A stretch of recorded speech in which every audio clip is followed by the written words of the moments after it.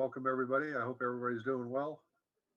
And thank you for being flexible on the date that we, normally we would have had this last week, but we had to change, I guess, to a conflict with the school board meeting. I'm not sure what, but. Spring break, I think. Oh, spring break, that's right, spring break. Right. So anyway, let's call to order and let's start off with our Pledge of Allegiance. And if everybody would repeat or say along with me, I would appreciate it. I pledge allegiance to the flag of the United States United of States America, of the United to the States of republic America, for to the which I republic, stand, for one which it nation stands, under God, one nation, under God, indivisible, unity, with with liberty liberty and justice for all. Great. And roll call. Let's see. I'm here. Chip is here. Brian Gephardt. Present. Carla Cox. Present. Ashok Desai. Here.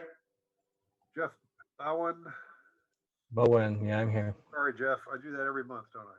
Yeah, it's spelled wrong too, by the way. It's E-N, U-W-E-N. I had a friend and he pronounced it he pronounced it the way I just did, which is the wrong way for you. Sorry about that. That's okay. Of course, I'm the right way for everybody. So. Kathy Lang, not here yet. Oh, she's not going to be here today. She is traveling. She did send me an email that she would not be here. Siv is here. Susan Howe. Paul Whitman.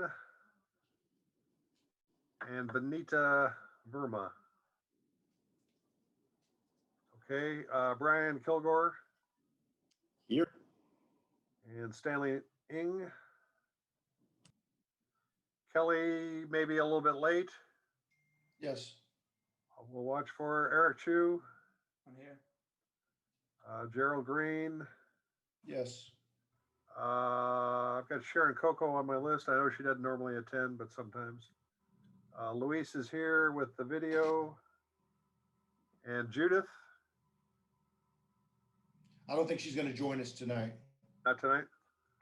Okay, and Jopine, can you introduce yourself and your role? This Yes. is your first time. Yeah, my name is Chopin Guillaume from iDaily, the auditors. Okay, Terry is not able to make it tonight. She's got an Oh. emergency. She would be the one here, but I'm coming instead. okay, you're in place of Terry. Okay, that'll be great. Yeah. Okay, I didn't realize that. Okay, great. Thank you for being here and welcome. Thank you. Okay, the first thing we need to do is approve our minutes from March 3rd, the last time we met. Those were emailed out a few days ago. Hopefully everybody has them, has seen them. And are there any comments, feedback, suggestions for changes, additions? If not, can I have a motion that we approve the minutes as prepared by Brian Kilgore? I make a motion. Thank you. And a second? A second. Second, thank you. All in favor? Aye. Aye. Aye. Any opposed? Okay, approved as written. Thank you. And thanks, Brian, for taking the minutes. We appreciate that. It's a big help. Okay, any oral written communications that have come in since our last meeting? We've seen several emails that Brian has sent out relative to board meetings, and I've forwarded those out when I get them. They kind of come within a few days after the board meeting. But were there any other written or verbal telephone calls, Brian, Eric, or anybody from the CBOC? Nothing that's come to me. Okay, I didn't receive anything. you're not aware. Okay, Gerald, nothing on your end. Okay. Anybody on the CBOC side receive anything? I have not received anything. Okay, none. Okay, great. So our primary purpose today is for Jopin to present the summary of the audit. This is the financial audit. We received it about a month ago, a little over a month ago. We prepared quite a few questions, And we sent those questions off. They were replied to in a timely manner. Thank you very much for that. And the replies were sent out. So today, if there's any follow-up to the replies, this would be the time that we would ask any follow-up questions or for clarification or whatever. And otherwise, I'll turn it over to Zhopin. Okay. And if you want to share your screen with a presentation or whatever you might have, you're welcome to. Okay, if you have a copy of the report, you can just follow along. Do you have a copy, or I have a paper I'm not sure copy. exactly how I'm going to share the screen under Zoom, but I can try if you don't have a copy. What will you be working from? Will you be working from the audit itself? I'm just looking at the actual audit report. I'm just going to go through some key items that I think is good information for you all to know and summarize the result of the audit. Okay. I have the audit. Let me bring it up here.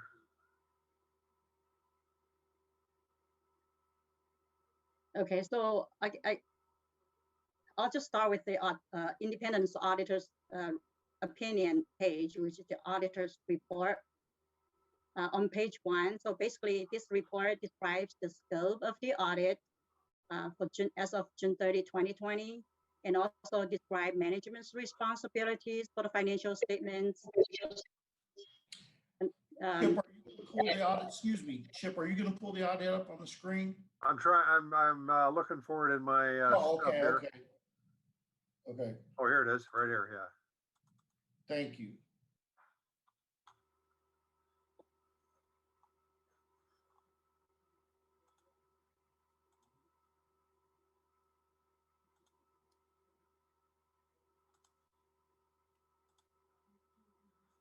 Okay. Right, that's there you go. Thanks for doing that. So, so the page 1 is the auditor's report that describes the responsibilities of the management as well as the auditors. So the financial statements are management's responsibility, and the auditors are responsibility is to provide an opinion based on the audit. So I'll move down to the next page to show you the opinion right there, the first paragraph. So it looks like you have a draft version, but it shouldn't be changing that much. So the opinion is a clean opinion.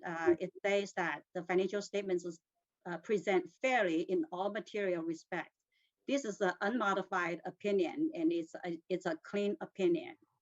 So basically, the emphasis of the matter is really just to define the scope of this audit. This is only for Measure E, financial fund statement. It does not represent the district as a whole. So that's just a point to bring out.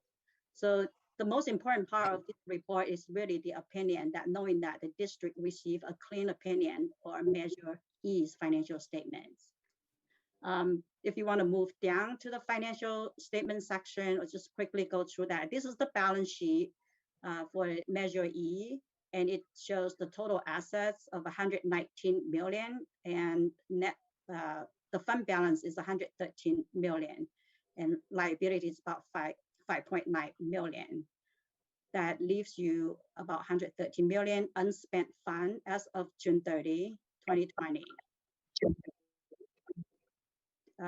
The next page is the cumulative effect of the fund. Does somebody have questions? I thought I heard. Just let me know if you have questions as I'm going through. I'll have some time at the end for questions if you have. This statement right here is just for one fiscal year, and total revenue 3.1, mostly interest income, and expenditures of 77.4 million, and mostly capital outlet, which is what the measure fund issued for the capital facilities related expenditures. That just gives you a picture of what activity during the year. And the next page will start with you want to go to the next page. From this page on until several pages after that, it's the notes disclosure. And this section describes the accounting principles and some additional footnote information to describe the financial statements. Now, this year, there aren't any new accounting policies adopted, and the existing accounting policy was not changed. So these notes here look very similar to the last year's note. So there's no new ones. So if you want to scroll down to other notes, if you want to scroll down this report, I just want to point out a couple of notes that you might want to know. Keep going to investments if you want. Right here, this is just a description of what investment is. Really the county cash for your Measure E funds. That's where the district putting their money in the county cash pool. And this just describes what the district could do with their investments. And the next page, if I'm going too fast, let me know. I can slow it down a little bit because there aren't many changes. So I just keep going. So if you want to continue, scroll down to further. Let's see, before we go off page 8, Siv, did you have questions about the interest rate risk? Not really. Are you were okay with the Just wondering if there's a cash flow statement. We see a balance sheet, right? Yeah, But I don't see a cash flow statement in the report. right. There will be no cash flow statement because this is fund accounting and cash flow statement. It is not required, so it's not presented here. Okay, so okay, and hang on. Okay, there's no cash flow. Okay, No cash flow. Second thing is it's kind of a unique audit report. He did not find a single anomaly in the entire audit. That's kind of a exception to my experience. Usually the auditors find something which in terms of control or weaknesses or something like that, you know. But it's kind of strange or unique, I should say, that during the whole audit, it did not find a single weakness in the system. The standard defines reportable condition versus not required reportable condition at different levels. Now, if there's a material weakness or material audit adjustment, then we will be reporting that. In this case, there's a range of what is considered to be required for reporting purposes, and of course, I'm saying that in general because I wasn't involved in the audit, so the specifics I'm not sure, but in general, if there are, it is often if there's auditor seeing something, it might be slightly different from what the source says versus what the number. If it's immaterial, it's immaterial because it doesn't have a materiality in consideration when the threshold of differences arise to another level, then the audit standards say you're required to report it. So in this case, this year, this report, it does not have any of those required reportable conditions. Okay, I have one more question, right? Okay. You have controls separating the expenses of the bonds from the usual school district expenses. Am I correct? And you tested that controls, right? You know, but do you have an opinion if the controls are working, or I didn't get a good feeling looking at the report. You know, what is your position is? If I would like to point it out in the opinion unit, the auditors will consider the internal controls of the district when we design the audit procedures. However, it is not the scope of the audit to provide opinion regarding effectiveness of the internal control. And therefore, we do not give opinion about the effectiveness of the internal control.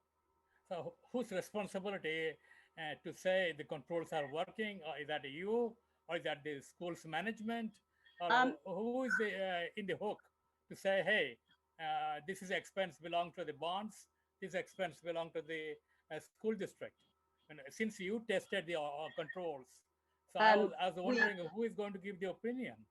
We consider internal controls. We don't test the effectiveness of internal control, and also the auditing standards do not require auditors to, in their external audit, to include opinion on internal control. So those are very standard opinion languages. However, if the district or the committee decided to want to specifically audit the internal controls, and that is a separate audit. But this is required Prop 39 audit do not include the opinion given to internal control. It's opinion given to whether or not the financial statements are fairly stated. And although during the process, we do consider the controls, but we do not give opinion to the control.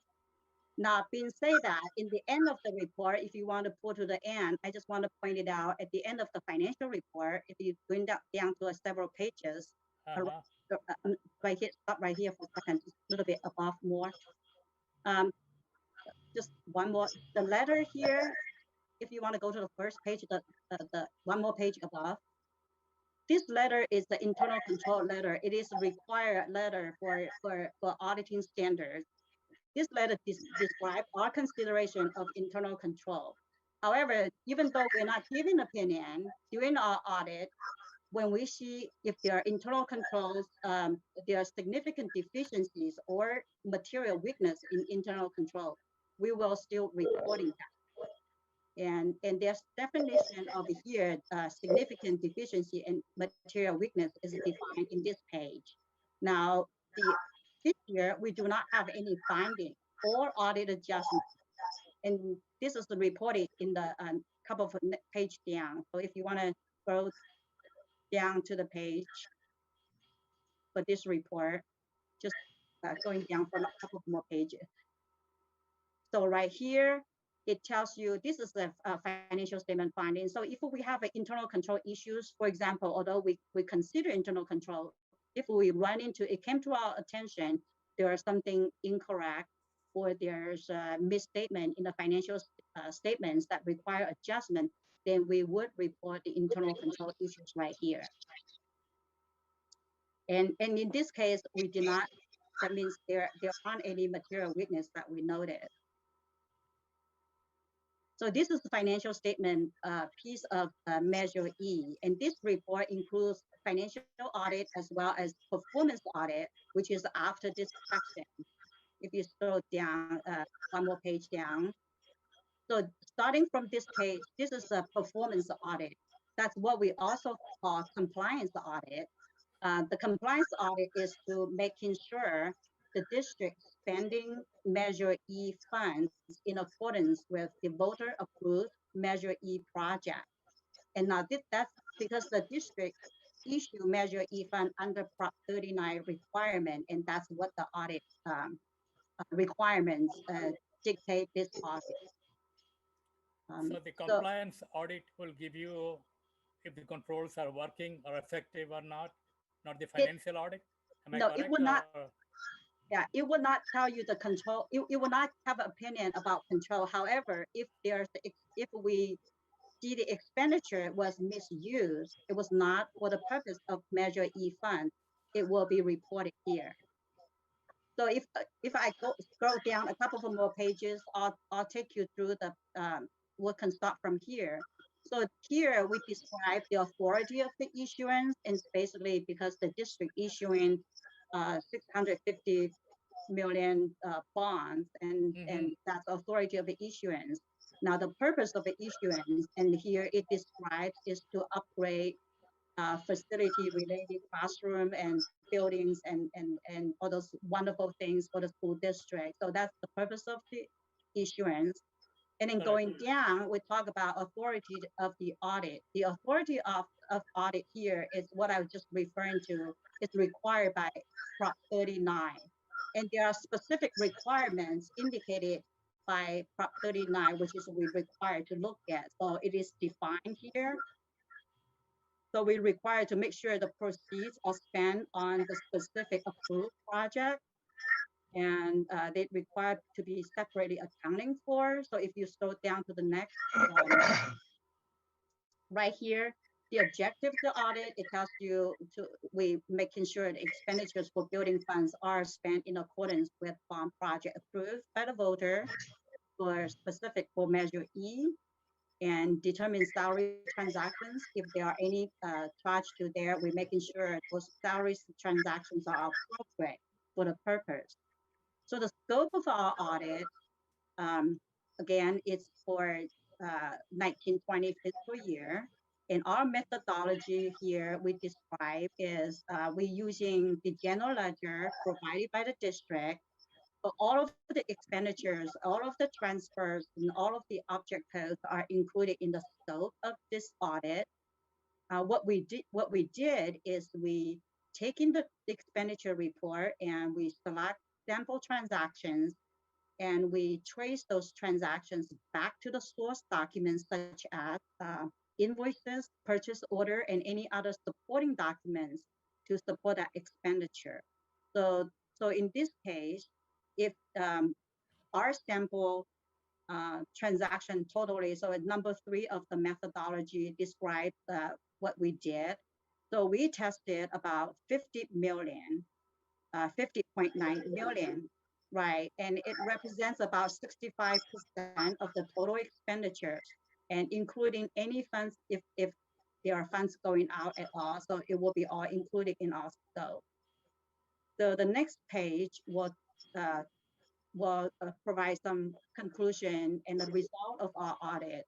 So based on the audit and those expenditure tested, we concluded that the district has spending Measure E fund appropriately. So we did not find any exceptions in our testing. And that is the performance audit or compliance audit. And the next couple pages just showing just there are no findings. So it says non-reported. And then the last page, it was just showing there aren't any findings. There aren't any findings in the prior year as well. So the district received clean opinion based on the audit. And I'm opening up to other questions you may have.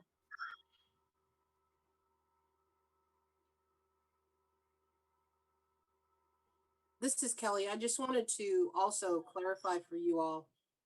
This is the annual audit that is always done for the district to confirm that the funds have been spent as specifically specified. Now, I think, Siv, what you're talking about is the internal processes and controls that the district has within its finance department and facilities department. And that audit is actually being completed by Total School Solutions right now. So you all will have a report on that next month. If they have any findings of anomalies or errors or areas of improvement, they will identify it in that. But this is purely on how we have spent the Measure E dollars and that they have not been misspent as they have been intended per the legislation of Measure E. Okay, good. Right. As you pin it, this is marked drafts on all the pages, and some of the dates that the final has been signed off on are left open. Has the final report been submitted? Yeah, I believe there's a final report. Were there any changes from the draft to the final report? It doesn't, No. I'm looking at, yeah, I don't think there's changes. This No, is the report that you were given, Chip, is the one that was reported to the board and that was accepted by the board. And now that we've presented it to you all, Edie Bailey will go ahead and take the draft stamp off and actually sign, and this report will be then submitted and the superintendent will then sign off on it and it will be submitted as the audit of record. Okay. All right. Be good to have the final one for our files also. Absolutely. I'll make sure that you all get it once that's done. Okay, good. Okay. Does anybody have any other questions or any follow-up comments or need clarification?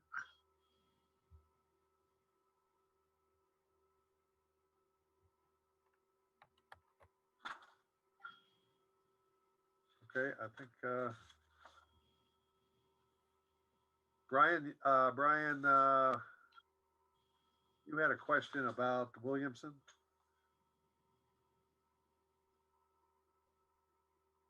Is that clarified? Yeah, I think I did. Williamson was mentioned in the report. It was weeks ago, so I don't remember, but I was trying to understand why Williamson was mentioned in the report because there are no bond funds being spent on the Williamson side.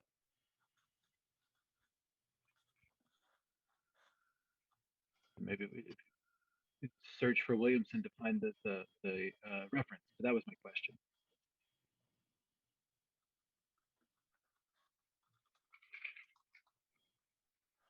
There it is right there.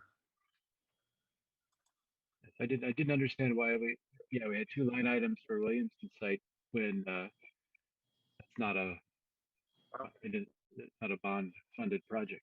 2.2 million. Kelly, can you answer that, or who can? No, I'll have to go back to our legal counsel and also to our business department, because I'm not familiar with why that transaction occurred, because that predated my arrival. This commitment, it's funds committed as of June 30, but not spent, I think. Actually, as I look at it, like Patterson Ranch, well, maybe that one's okay. Fremont Boulevard property. I don't know. It was just kind of, I wouldn't have expected bond funds for those. So I think if we do discover that that's incorrect, I think it'd be important to amend the report. That'd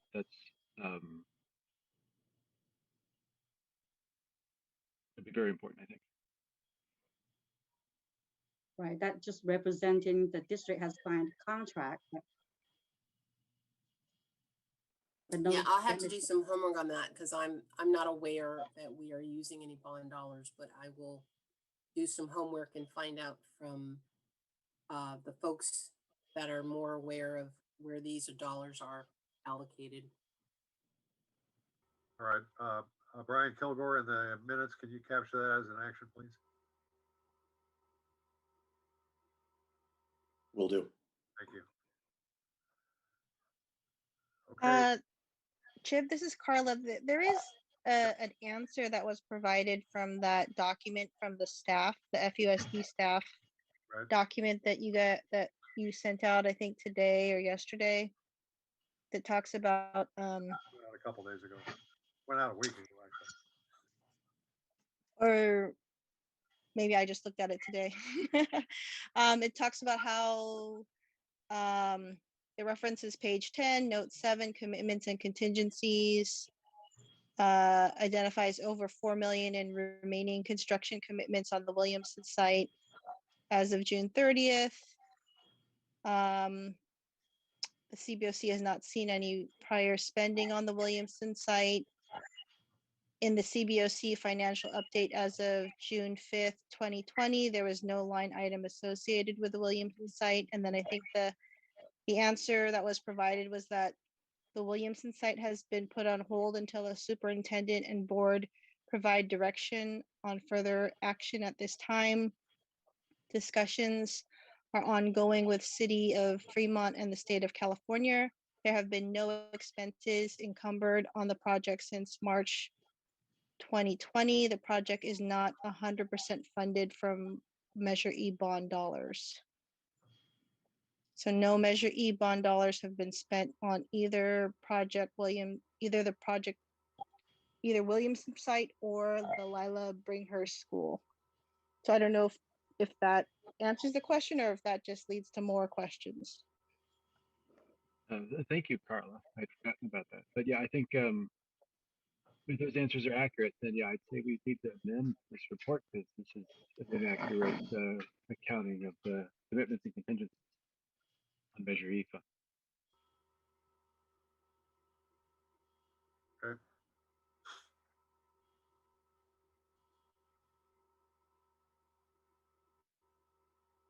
All right, anything else? I think we're at the point where we either accept the report or we deny the report. So we need a motion one way or the other. I think we're kind of leaning towards accept, but we need a motion along those lines. I actually move we don't accept the report until the Williamson and perhaps until note 7 is clarified as either correct or there's a clear plan to amend it.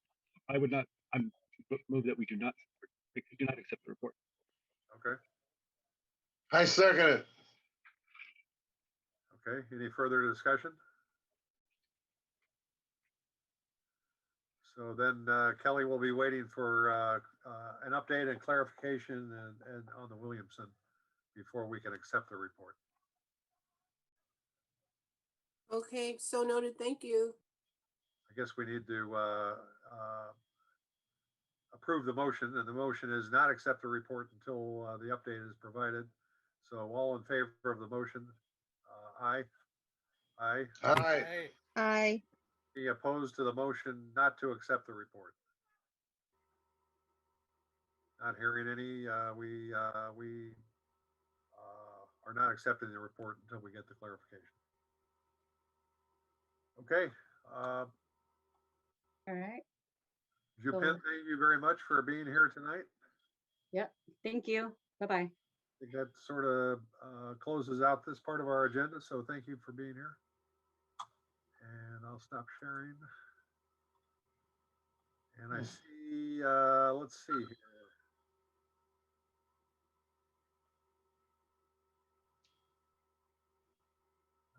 Oh, Paul Whitman is here now. Good. Yeah, if anything changed on how to get into this thing? Because the only thing I used the Zoom for was this meetings. I had trouble getting in here tonight. I don't know how this damn thing works.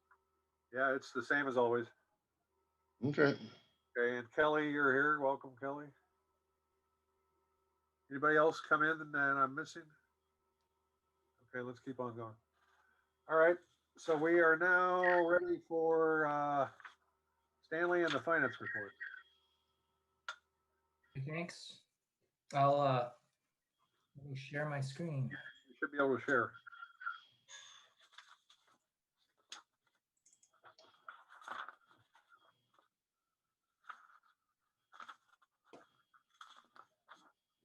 All right, it should be up. Does everybody see it? Yep. Looks good. Make it a little bit bigger. You can make it as Yeah, big, please. big as possible.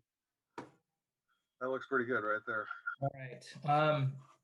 The most significant adjustment since prior months financial report is the inclusion of an adjustment to the augmenting revenue right here in the fiscal 2021 actual section.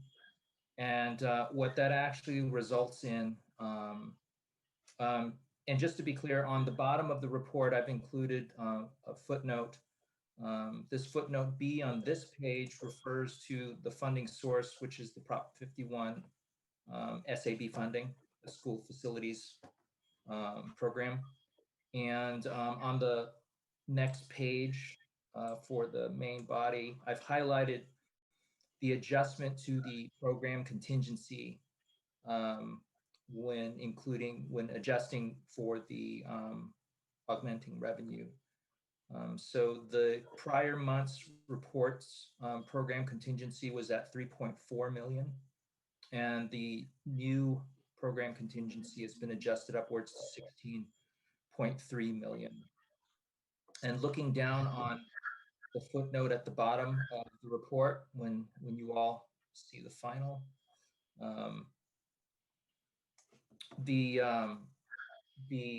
what makes up the adjustment is the school facilities programs reimbursements, Brookvale, Warm Springs, and Irvington, and the amounts are listed here on the bottom of the footnotes.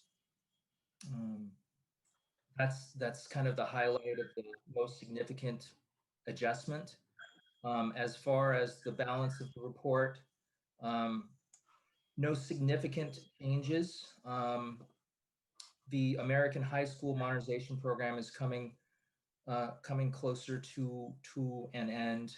So this surplus, when we finally close this out, will move up into the potentially move up into the program contingency. So Right now, it's posting a surplus. For the balance of the projects, other than Horner, which is coming close to an end, the other projects are, and the Voice over IP project, of course, but the balance of the projects for the most part are in their earlier stages, in the beginning stages. So you can kind of see how young a project is by looking at the expenditure relative to the projected total cost. So moving on to the next page. So at Walters as well is coming to an end, but we did make the adjustment of potential savings, and we had made that revision in the prior month's program contingency. There was about 1.4 million of savings relative to the budget at the time, and those savings were realized and transferred up into the program contingency. So is Walters going to have an underrun, or is it going to finish right on budget? This is it. This Walters. This is the latest information relative to the initial budget. It's right around there. So is there going to be money that rolls into the contingency, or we've already moved it up. you've already moved it up at $1.4 million in savings. And actually, let me post this chip up on the screen. It's I don't see that on note 7. That's what I'm looking at. On the Walters. No, on Walters. Oh, Walters. Yeah. The note 7 was primarily just to reflect the change in this last site, in this last report, where the adjustment was the state, the Prop 51. Yeah. Okay. Now, historically, we haven't noted, the footnotes haven't included, the recaptured surpluses recaptured into the contingency. So I really appreciate you adding this note this time. That's super useful and actually very exciting to see some of that state money replenishing our contingency. Okay. Yeah. Brian, I'll make sure to include that note in the final version of this, just so that it's clear. I'll add that footnote. I do appreciate it, and the extra effort on that. It makes it much easier to follow over the years. Will do. Okay. So with the contingency being at 16 million now, does this mean some of the unfunded projects may come to life? The category 4 not funded projects? I'll let Kelly respond to that. Right. Once we present this to the board, it's up to them to make a decision as to how to allocate the use of those funds. But since we have 3 very large active construction projects right now, the recommendation from staff as well as from the program management team is for us to kind of hold tight on those funds until those projects are closer to their completion. And then we can discuss how to spend those dollars on other things that have not been funded thus far. Which of those big projects do you see as the most risky that could absorb some of the contingency? Well, Hopkins and Centerville right now are, pretty sizable. So Centerville is $90 million and Hopkins is 84. So far, we've maintained our budget, but, we haven't really even dug deep into construction. And as you guys know, once Horner was started, there were some huge shifts that occurred that required a large infusion of cash. So we're not anticipating that, but as a measure of being conservative, we always like to make sure that, we are comfortable in having sufficient funds to address any major items that may pop up. Kennedy also is under construction right now as well. And we are running into, some situations where we have to make some evaluations and decisions that may impact that $25 million budget.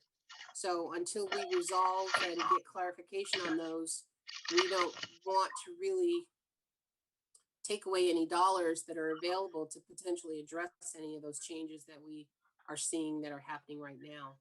Right. And so, like I said, once we get closer to, say, 80%, 90% completion on these very large projects, maybe we'll have some cost savings that'll be realized on those, that we can hold this $16 million pretty steady, and then have the conversation of, okay, where can we actually include this?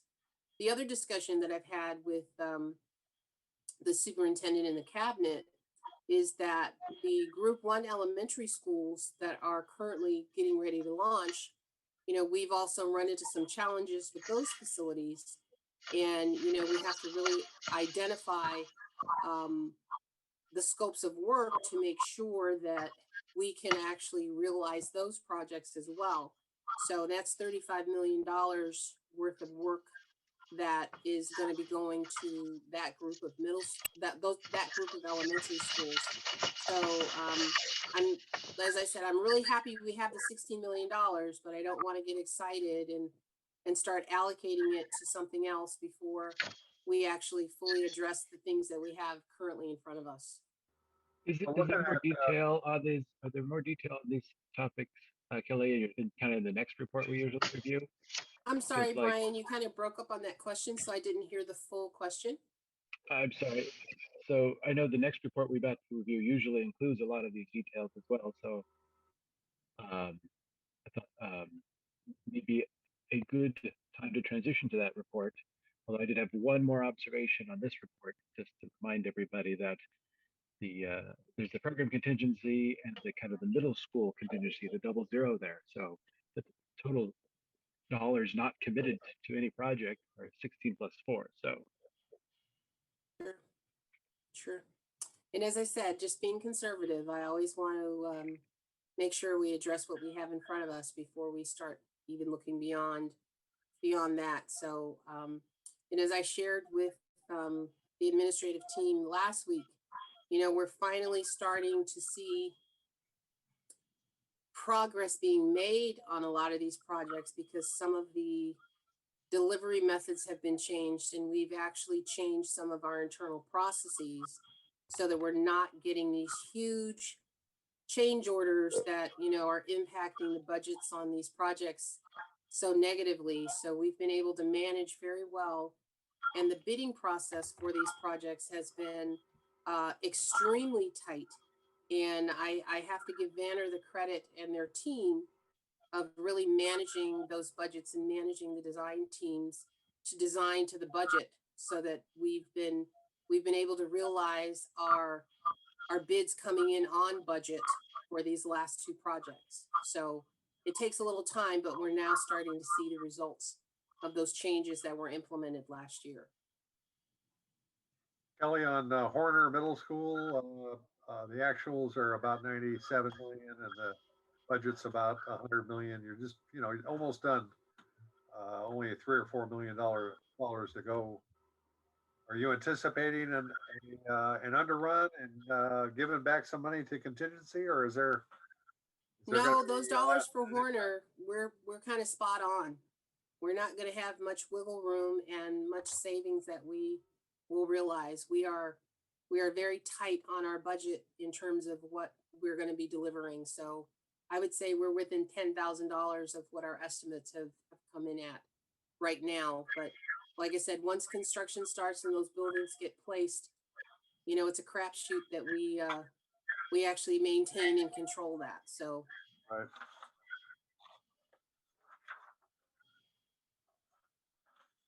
But are there any other, Brian, you said there was one other question you had on this particular report?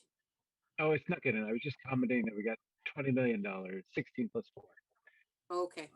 But I think, yeah, it'd be great probably to go to the next report already, because that's where a lot more detail is as well, as I recall. Yeah, and before we do, Brian, Chip, I just want to announce that probably starting at the next CBOC, you will start to see Clarissa Lee Dominguez as step in for Stan. She took over for Connie. She's a recent hire, so we'll probably start to bring her in to introduce you. And I just want to kind of let you know ahead of time. So, Okay. why?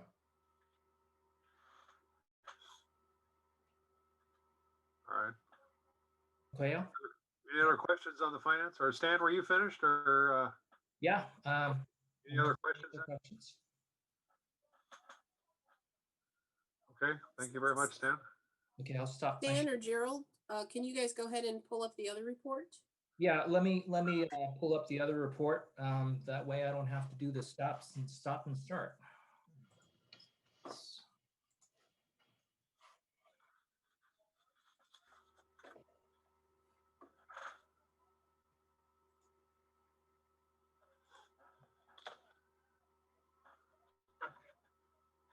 Oops, sorry.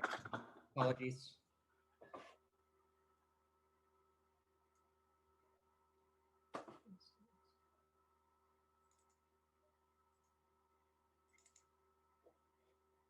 There we go.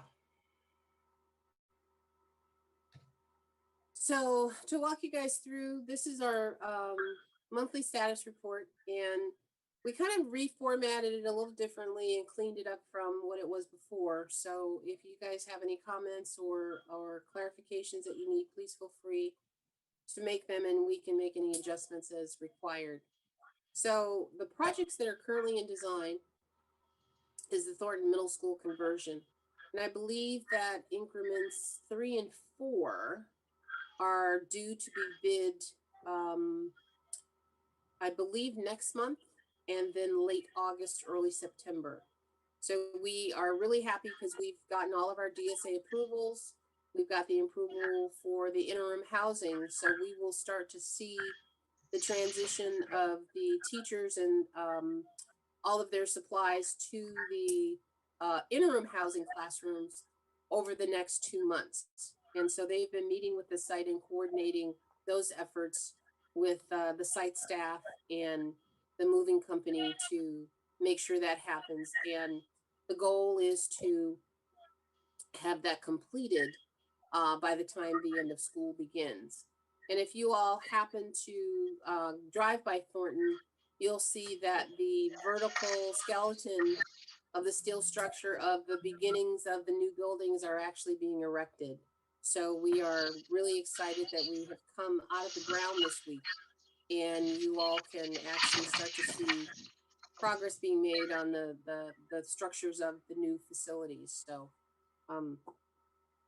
right now the schedules are holding for the administrative building being completed fall of 2022.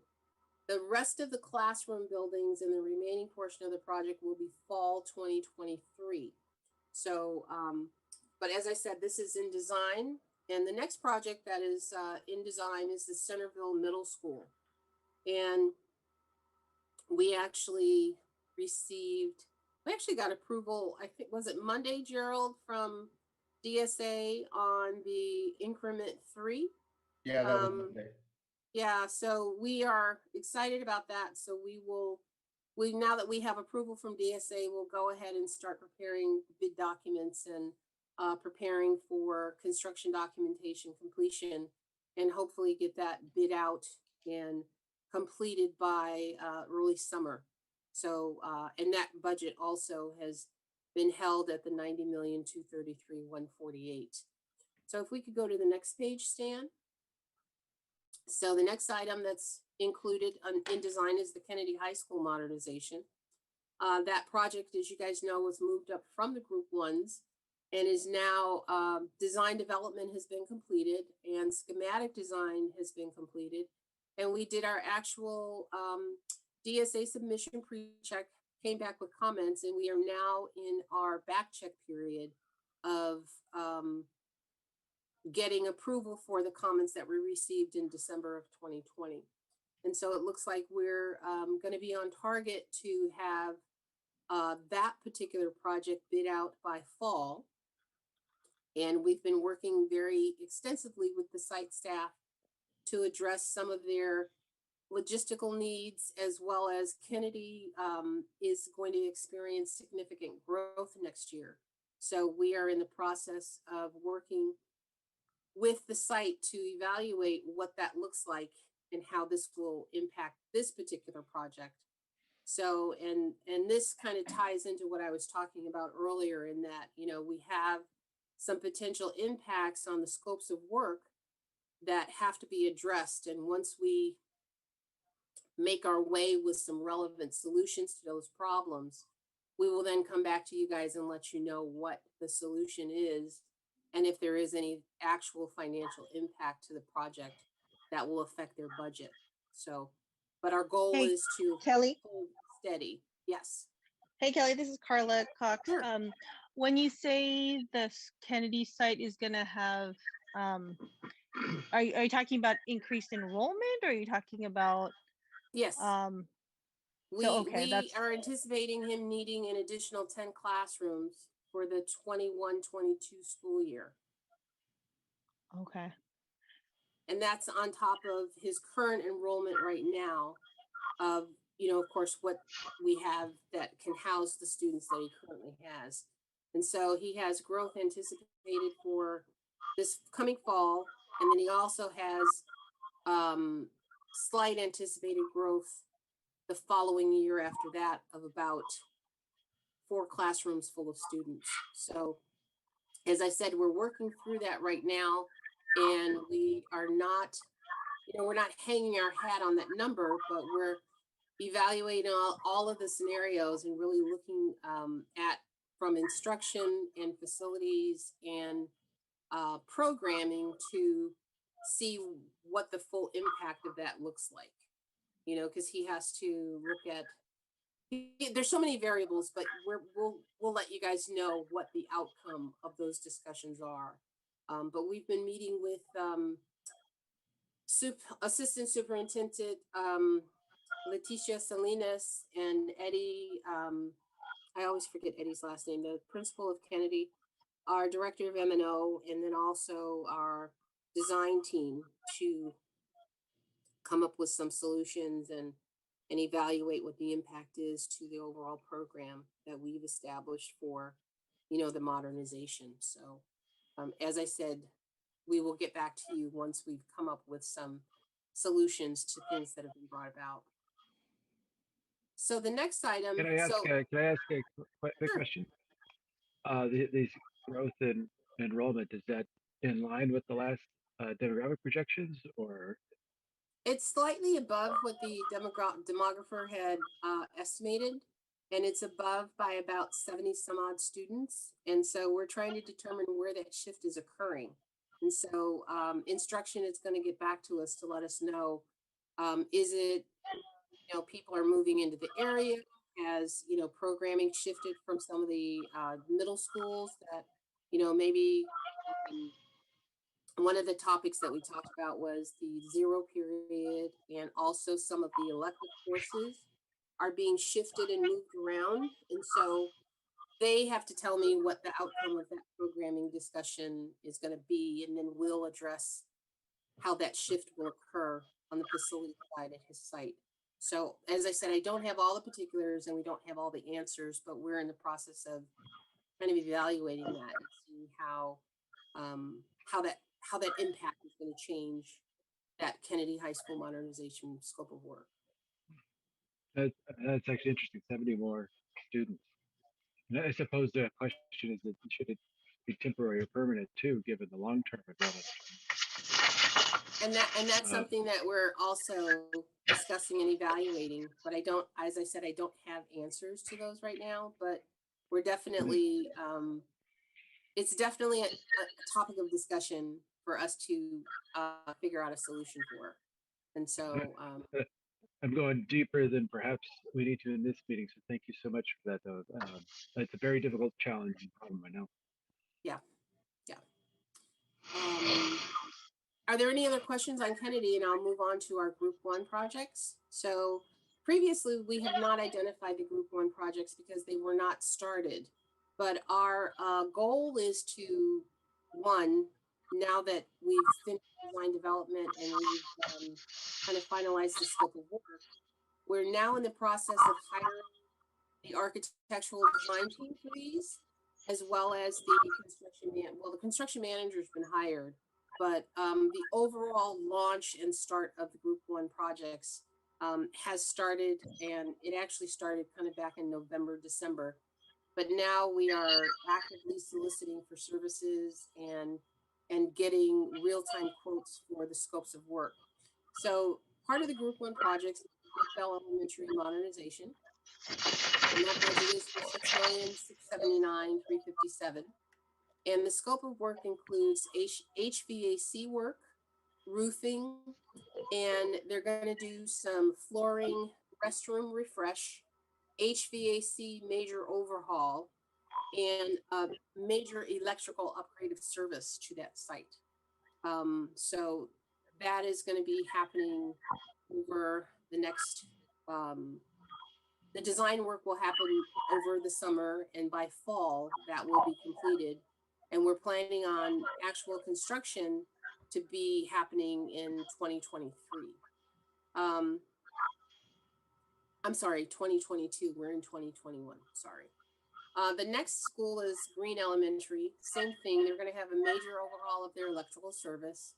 That particular school needs sanitary sewer work and upgrade. And then, of course, overhaul of the HVAC system, installation of an updated fire alarm system, additional paving, and, of course, new flooring in predetermined specified areas. And that will also be anticipated to be finished by fall of 2022. That budget is $5,208,450. The next Group 1 elementary school is Matos, and that is, once again, main electrical, HVAC, roofing, paving, flooring, and sanitary sewer. There will be a minor refresh of the restrooms and ADA upgrades also included. We are finding at some of our older schools, because it's been so long since the initial scope analysis was done, that we're revisiting some of the areas to ensure that, you know, the scope hasn't expanded and we're not experiencing scope creep. So once we finish that evaluation, we will then come back and revisit if these budgets need to be modified at all. The next school in the Group 1 is the Mission San Jose Elementary. That also is getting an electrical, HVAC, roofing, sanitary sewer, paving, and flooring upgrade. On this one as well, the restrooms will get a refresh and a fresh coat of paint and maybe some new fixtures here and there that are needed to be replaced. And there'll be some minor painting in classrooms, and I believe the maintenance and operations department is planning on doing painting, exterior painting on all of the Group 1 elementary sites on the exterior. So those costs are not going to be identified in the construction costs because we're taking that out of our deferred maintenance budget and using that as from our deferred maintenance operations budget. Can you go to the next page, Stan? Thank you. And the next school is the Vallejo Mill Elementary School. Same thing, they're getting upgrade of electrical service, sanitary sewer, HVAC, paving, flooring, and most recently, we are evaluating the roofing system. So once that report comes back, we will make a determination if we have to include any additional roofing work for that particular site. That budget is $6,583,042, and that is also earmarked to be completed fall of 2022. The last one that's in design is your IT scope gap work, and that is a continuation of the voice over IP clock and bell system work that was part of the overall upgrade for wireless access points at all the various sites. So we will be addressing the completion of that at I believe it's 19 sites will be included in this work. So once that scope of work has been finalized, we will, of course, be working to complete that in conjunction with the rest of the modernization work that will be going on over next summer. Are there any questions? Yes. Kelly, the IT gap, scope gap, Yes. which is basically the VoIP project that we've been tracking for a long, long time, and it's been close to being done for a long, long time. And now there's 3.7 million of new work that needs to be done to finish it. Yes, sir. Wow. Yes. Yes. We have a huge, it's a huge undertaking because, you know, in talking with our IT department, you know, our district had not upgraded for quite a long time. And so when we go in and we try and retrofit, you know, we're just running into a lot of problems. And so we're having to do almost a full infrastructure upgrade in many instances because the sites just can't handle some of the newer stuff that we're trying to put in. So we end up backtracking and making sure that the infrastructure is in place to manage and handle the new systems that we're installing. So it's just one of those things that, you know, when you open up the can of worms, you have no idea how many are going to crawl out. So Well, I think what's surprising is that project went on and on and on and on, and the budget was going to be held. And now all of a sudden, surprise, it's not done, and there's a whole bunch of new work to do. That's yeah. And I apologize because I'm not really well versed to know a lot of the history behind, you know, what went on because it did predate me for many years. But I am very familiar with this particular scope of work, and the budget that we've established should be a comfortable budget for us to achieve what our goals are in closing that gap in those sites that we identified. So we're very hopeful and confident that we will be able to successfully complete this scope of work with the budget that we've established. Is it going to be the same contractor or a new contractor? Well, by law, we have to continue to solicit proposals. So we'll probably have the same folks that have always, you know, bid on the work. But we're hoping that, you know, we always continue to get the best and the brightest for the services that we're asking for. So it'd be nice to get the same contractor, but at the same time, it's also nice to get another contractor with a fresh set of eyes. So we'll see what happens. On to construction, Hopkins Middle School. As you know, the new buildings have been received, and the only thing left for us to complete are the, I'm sorry, I'm thinking of Horner and we're talking about Hopkins. So Hopkins was bid, I believe, was it increment 1 last Friday? Yes. And that budget came in, the bids for that project came in, but in line with our budget that we had established. We had 3 bids that were received. We're currently in our protest period for the apparent low bidder, and we anticipate having that resolved by the end of the week. And we will be taking the low bidder quantified contractor to board next week for approval for us to then go ahead and begin putting that project together for the launch of the construction for Hopkins.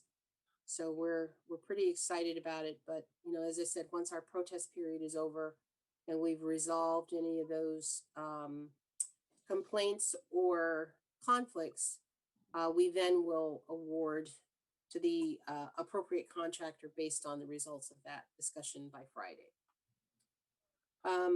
The Horner Middle School project, the locker room project, is still part of the remaining work to be done.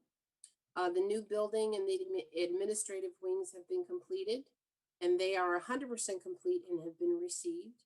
And the only work remaining is our locker room installation, and we are in DSA for that.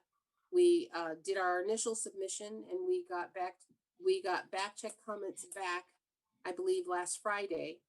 And we will be resubmitting over the next 2 weeks for hopefully getting bids in the first week of May for a mid-June construction start and install of those 2 buildings for completion sometime in August. Gerald, did you have anything else to report on that one? No, I'm just happy about the bids that we got in for Hopkins and looking forward to getting that project started. Yeah, that's pretty exciting.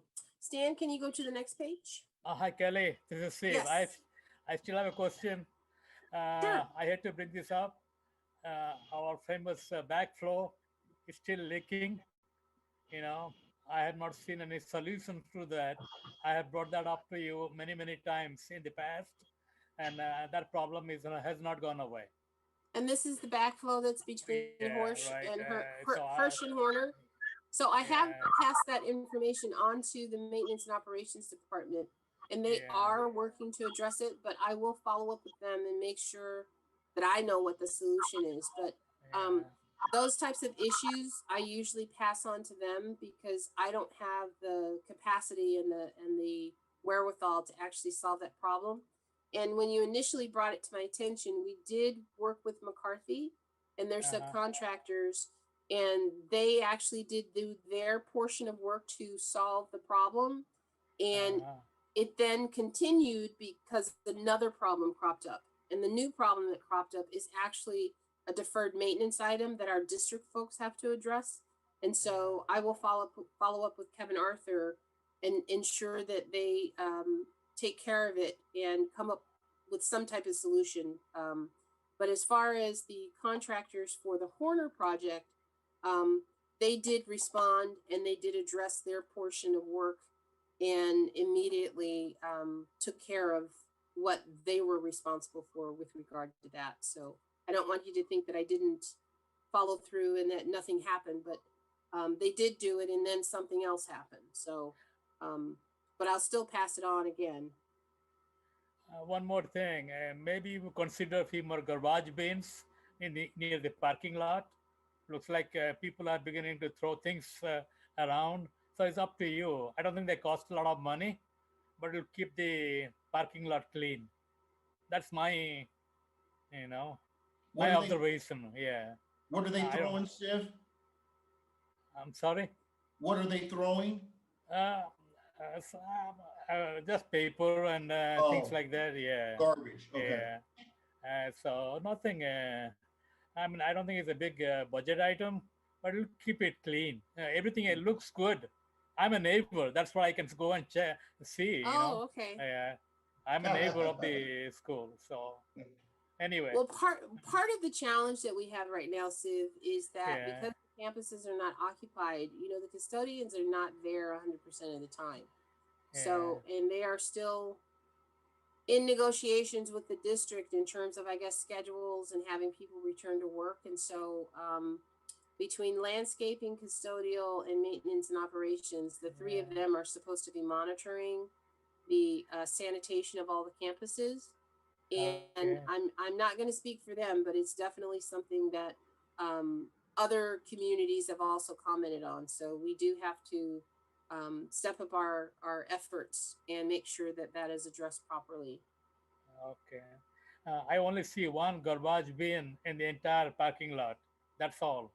It's a huge place, Okay. It's an old one. I will. It's going on my list for me to follow up with. So thank you, Kelly. But thanks for bringing it up because I don't know what I can't see. So thanks for sharing that with us. So as I said, I'm a neighbor. So good. Well, thank you so much. So the next thing that is on our list is the Thornton Middle School conversion, and as I stated earlier, that construction has already started, and we're super excited because we're vertical now, and what that means is our foundations are in and the structural steel is going up. So once you see those structural steel members in place and they've been signed off and inspected, the panelized wall systems, it's almost like a Lego set. you'll start to see the walls pop up really quickly and see the formation of the buildings probably before the end of the summer. So the goal is to have the building skins and the building envelopes completed and the windows in before rainy season starts in the fall. So as I said, we're pretty excited, and we're taking lots of progress photos, and I asked the contractor to do one of those time-lapse cameras so that, you know, when we're finished with the project, we can actually see kind of, you know, from beginning to end how the progress was for the site. So we'll see if we can get that to happen.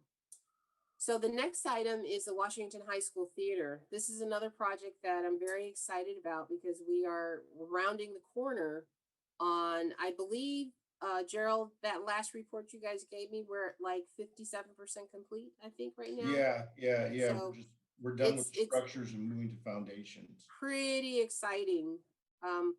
This is another project that's been like a Pandora's box and a thorn in our side. We've been kind of peeling back the envelope and, you know, peeling away the skin and exposing the structural elements of the building. And it's, you know, just revealing to us lots of problems. And so we've encountered over the last 2 weeks some major ones that we're in the process of, you know, identifying and addressing solutions for.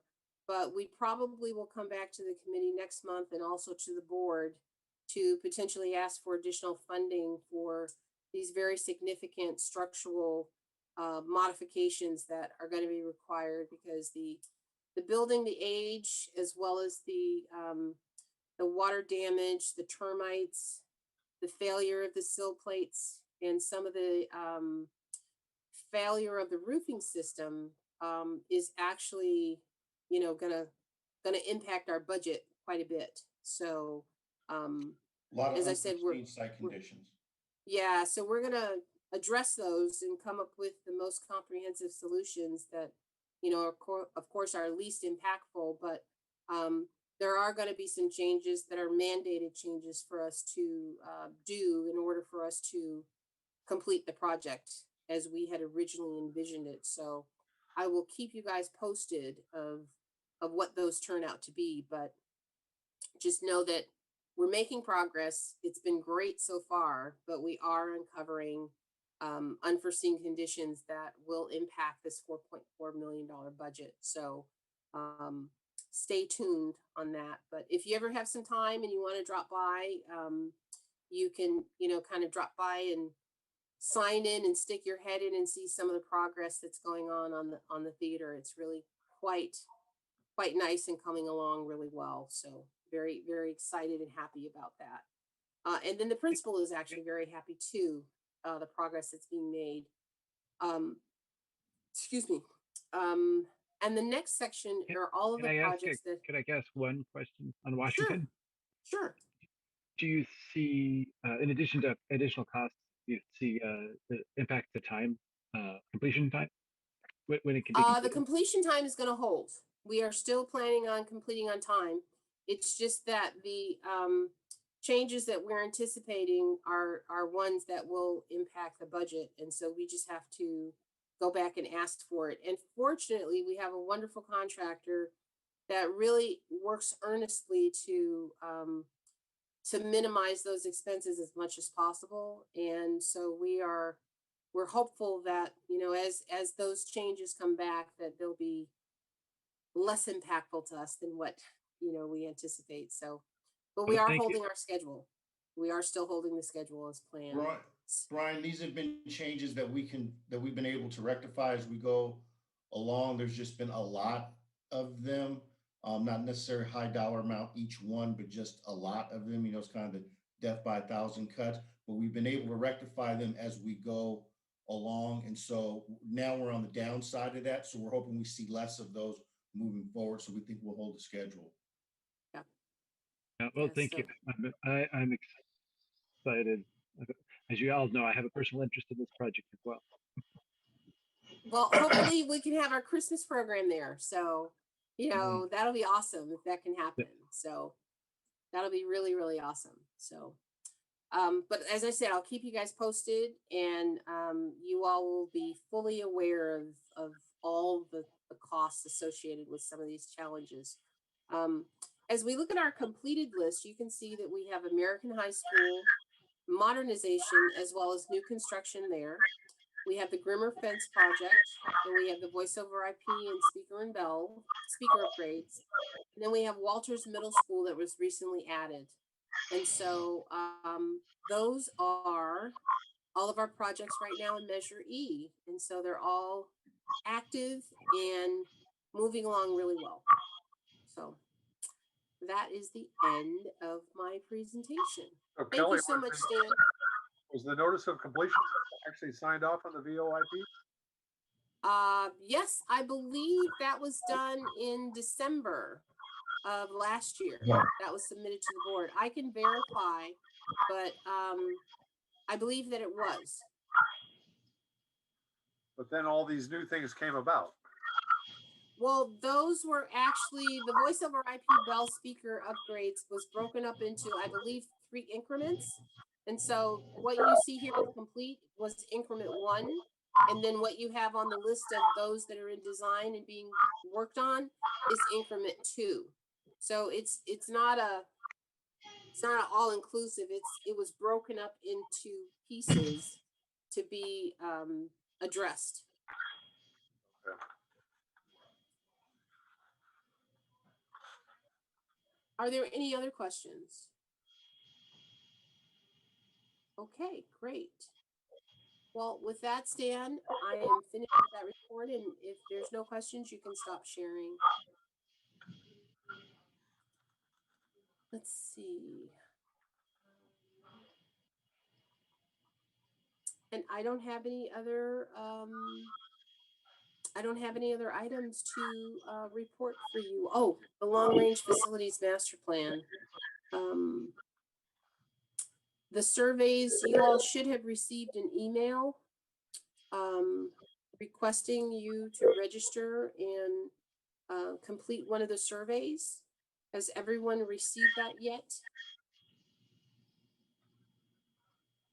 No, I don't. What, I I haven't don't seen think it. so. Okay. Brian, can you do me a favor and send them the survey that we sent to the site principals and to the directors, and make sure that this group gets it as well? One of the things that the consultant team is asking for is for you to choose, I believe it's up to 3 people from the committee to actually participate on the, I guess, the next committee or the subcommittee that they're going to be forming to review the information that's gathered from the surveys. So you guys can decide who you want to be your designated speakers and participants for that. Kelly, I'm not sure I know what you're talking about. So the long range facilities master plan is currently being updated. Yeah. Part of the update process is that the design team that's doing this has put together an email, and they have actually put together a website that the survey information is being collected and distributed through.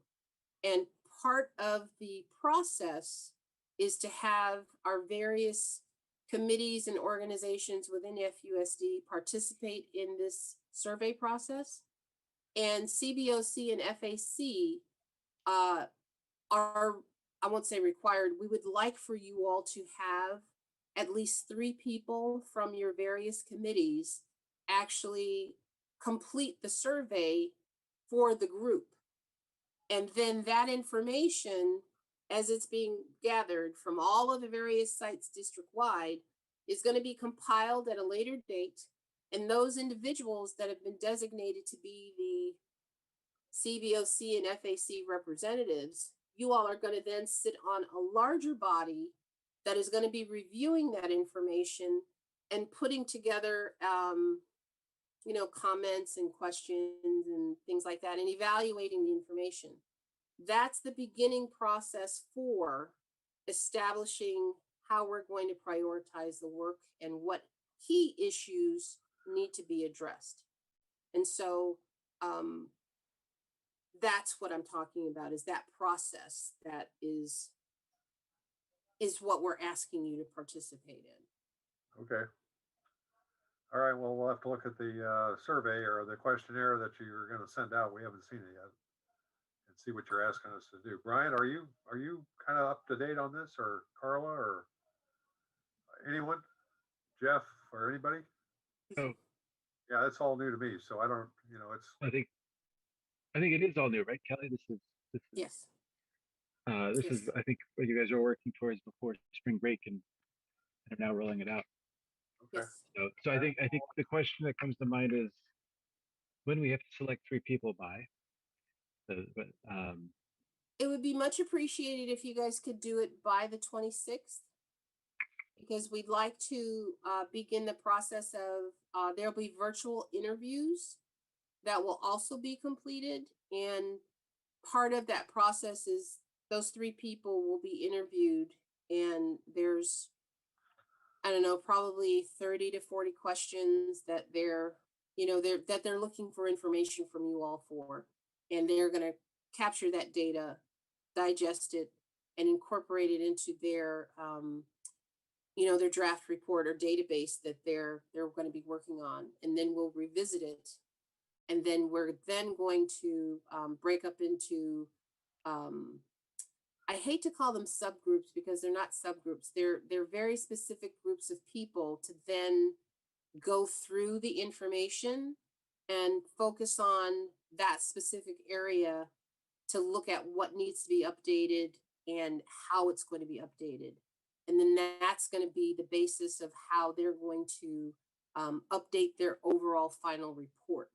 So it's a little bit different than the last process that you all went through, just because we have to do things virtually. But the same intent is in that they want to capture the data that you all have in terms of what you all want for the various facilities and for the district-wide programming. So that is what the overall intent is of the plan.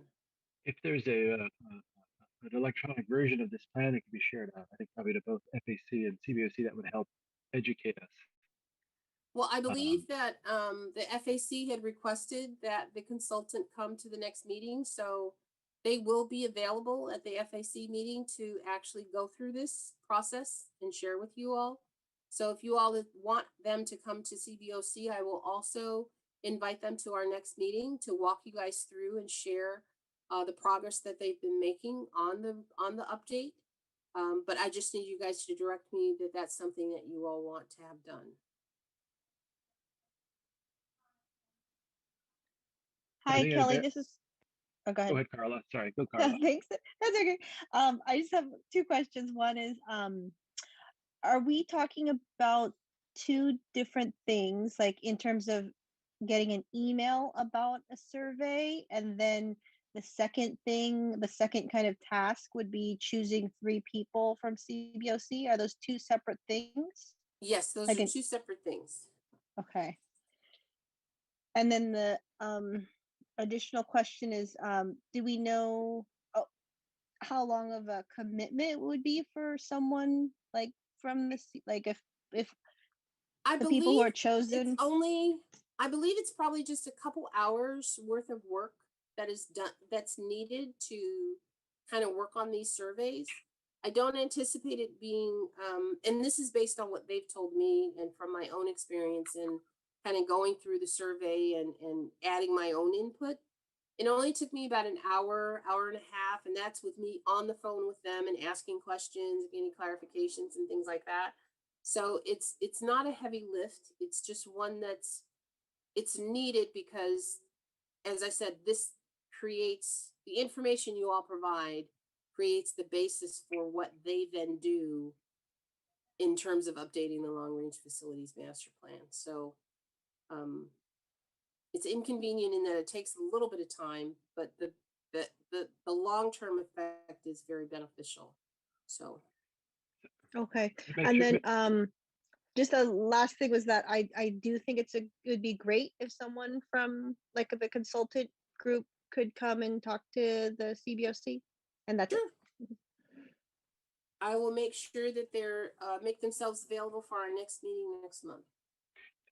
Kelly, just to make sure I understand, the group is, I guess I'm still a little confused. The group of 3 is going to be involved in reviewing the survey data, and that it'll continue beyond that with more work, or just reviewing the Yes, survey data? yes, the group of 3 will be responsible for completing the overall survey, and they will also continue the work that is necessary down the road for the update of the long-range facilities master plan. Gotcha. So I think this obviously depends how the CBOC, how the committee feels, but I mean, I guess probably in an ideal world, we would at least provisionally get a few people from CBOC doing this, and then bring it back to, and hopefully in your schedule, Kelly, that our next meeting is, I think, May 5th, and bring it back on the May 5th meeting so that we're really transparent with the whole committee of what's happening, since those 3 people would be representing the CBOC. That's at least my first thought. And also at that time, we can,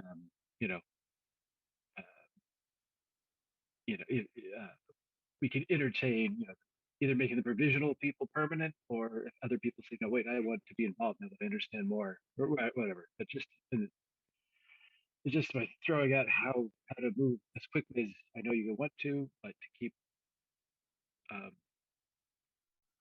it open and transparent for everybody. So just throwing that idea out there. Okay. Well, I will leave that up to you guys to. Yeah, I think we're gonna have to discuss it among ourselves. Yeah. I'm still a little fuzzy on this, so let's see the email. Let's see the questionnaire. Let's see what you're asking us to do in the email, and we'll have to chat among ourselves.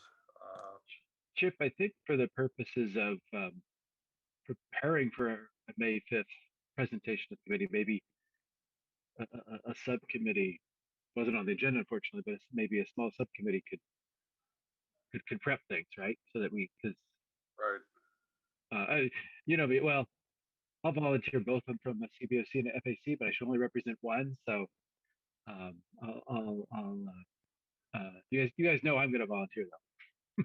Well, I think it's a good one for you to volunteer for, because you probably have the most background information of what the school district facilities need in a long range plan. Personally myself, I don't think I do. So I don't see how I would be a whole lot of value in evaluating what the long range facility needs of the school district are. Carla, you might be. Jeff, you might be. Any of the other members might be too, but so you guys are the ones that need to volunteer. This is Carla. I'm open to being one of the CBOC representatives if needed. That's fine. If you want to pencil me in, Chip. Yeah, absolutely. There's got to be a wrong one. But yeah, let me send you real quick. Here is the. Oh, yeah, we got my next meeting.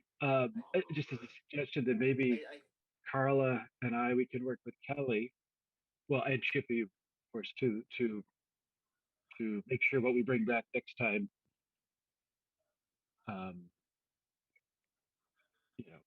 to help process it. So what we bring back to the committee next time will allow us to move more quickly in our deliberations. Okay, good.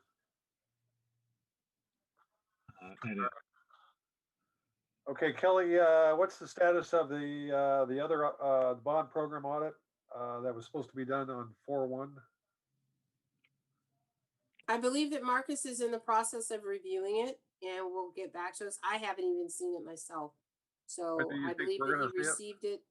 I believe that he received it on Monday from the consultants and will finish his review and then share it with us based on whatever the findings are. But as I said, I haven't even seen it, so I don't know what the report says at this point. When do you think the CBOC will see some version of the report? I believe we'll have it ready for you guys to review for the next meeting, because it's my understanding that Marcus has to review it. He then has to review it with cabinet. And then they make a decision as to what they do with it based on what's in the meeting, in the report. But I do know that you all will have an opportunity to see it, you know, along with the Board of Trustees as well. Okay. All right, good. And then maybe Brian Kilgore knows, or Kelly, I'm not sure. When is the 2021 annual report to the school board? Has a date been set for that? Let me see. I believe that you guys are on the agenda for it's either the last meeting in May or the first meeting in June. I know that they had sent out a revised agenda schedule, and let me see if I can find it. But that is when they are planning on doing that presentation. Where would we find the date, or how do we find the date? I'm gonna see if I can find the email that I received from the superintendent's office. Okay. And I can give you that that date. Let's see. I have way too many emails. Let's see.